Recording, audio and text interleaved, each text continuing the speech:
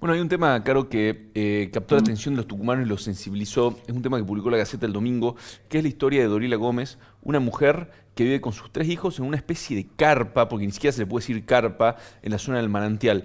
¿Cómo llega esta historia a la Gaceta? Por si no la leyeron. Las maestras de la escuela Capeluz, a donde existía uno de los hijos de Dorila, les llamó la atención que el chiquito no iba mucho a clases, entonces decidieron ir a ver qué estaba pasando.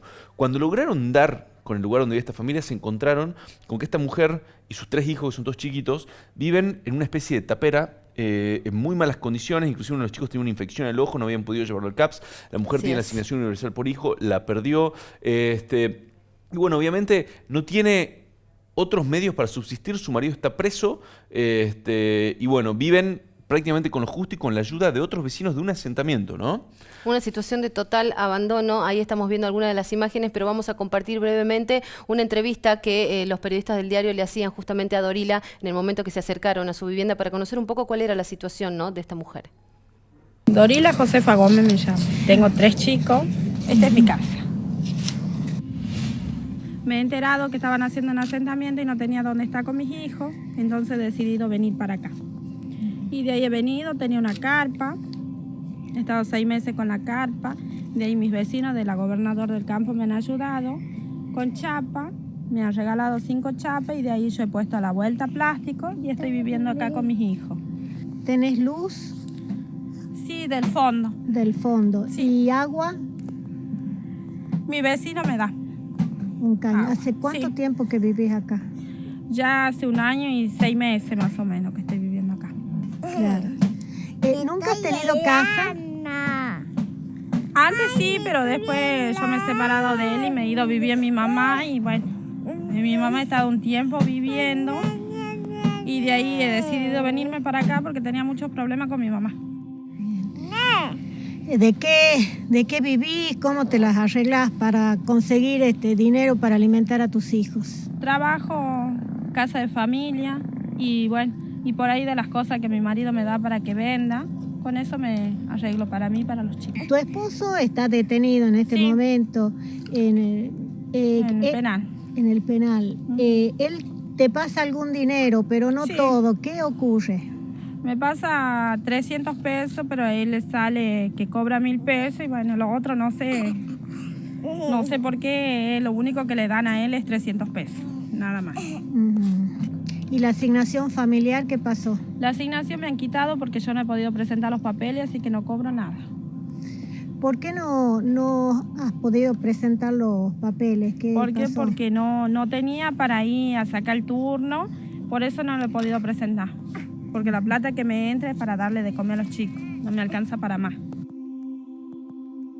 ¿Ha venido algún asistente social a visitarte? No, No. no ha venido nada.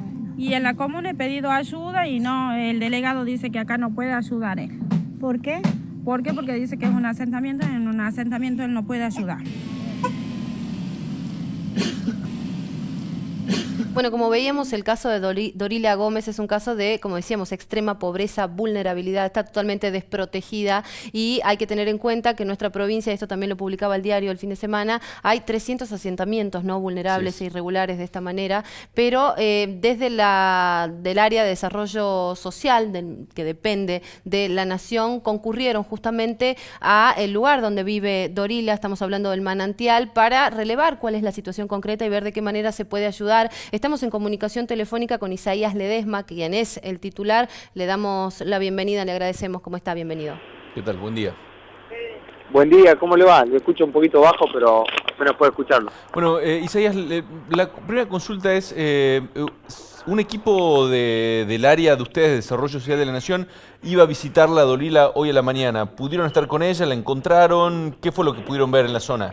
Esta mañana fuimos con un equipo de trabajadoras sociales y de psicólogos a la zona. Sí. Lamentablemente no pudimos localizarla, habría salido de su casa, Ujú. pero fue importante para nosotros también tener un panorama cercano de la situación habitacional de la zona. Sí.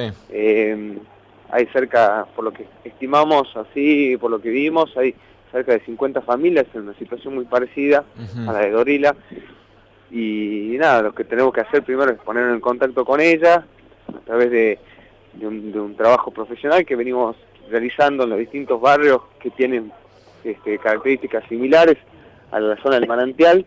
Sí. Y vamos a ponernos a trabajar a través de los recursos y los programas que tiene la Nación, claramente, ¿no?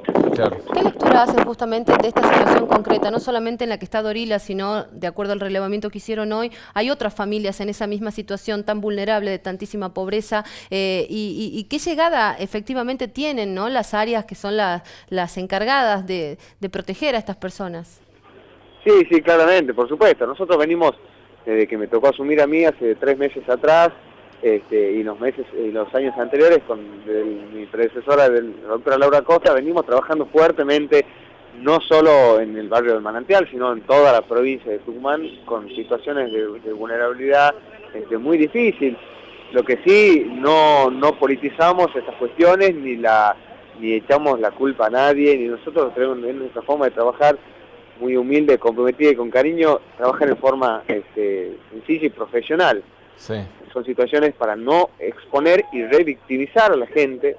Entonces lo que no hacemos es exponernos ni publicar nuestras acciones que hacemos en lugares de mucha vulnerabilidad, porque eso es exponer a las personas a un contexto que profesionalmente no es recomendable, ni por psicólogos ni por trabajadores sociales hacerlo. Isaías, creo que este caso, uno de los casos por lo que impacta es realmente por, lo decías vos recién con tus palabras, un caso de vulnerabilidad extrema.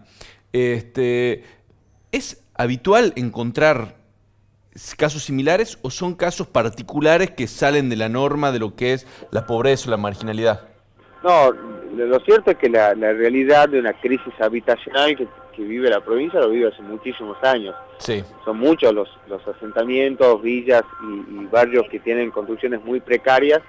En la realidad que tiene Tucumán, esto no es una novedad, claramente. Pero esto excede la crisis habitacional, va más allá, ¿no? Sin duda, por supuesto. Es un tema que además es estructural, la pobreza que se vive en esos lugares. Es una realidad que no acceden a servicios básicos, de cloaca, de agua, de pavimentación, de luz, y venimos trabajando fuertemente en esas cosas, con las cosas que tenemos en el Ministerio, con miles y miles de familias que venimos ayudando. ¿Tienen un relevamiento realizado con respecto a la cantidad de gente que está? ¿Cuántas personas? Por supuesto, son muchísimos barrios los de Tucumán. De hecho, estamos arrancando con una ley que se aprobó hace poquito, sí, que es la ley de registro de barrios populares, que venimos haciéndolo en la provincia. Nosotros aproximadamente venimos relevando en todas las localidades. Por supuesto que algunos, no todos los barrios, la totalidad de la provincia, por el recurso humano que tenemos, claro, lógicamente, venimos relevando en todas las localidades de la provincia, y son más de 50 barrios los que vemos relevados. Sabemos que hay más, pero venimos relevando. ¿Y cuál es la evaluación que hacen estos 50 barrios que usted me dice? ¿Son no, barrios? Bueno, hay una, como digo, es un tema estructural de muchísimo tiempo, donde la falta de acceso a los recursos, a la vivienda propia, a los recursos de cloaca, de agua, como les digo, de pavimentación y de luz, que hacen a salir de una situación de extrema vulnerabilidad, a empezar ya a trabajar con familias que están en otra situación de recursos, y tratar de devolverle esos derechos que en el momento han sido vulnerados, tratar de proteger los derechos que hoy actualmente están ejerciendo.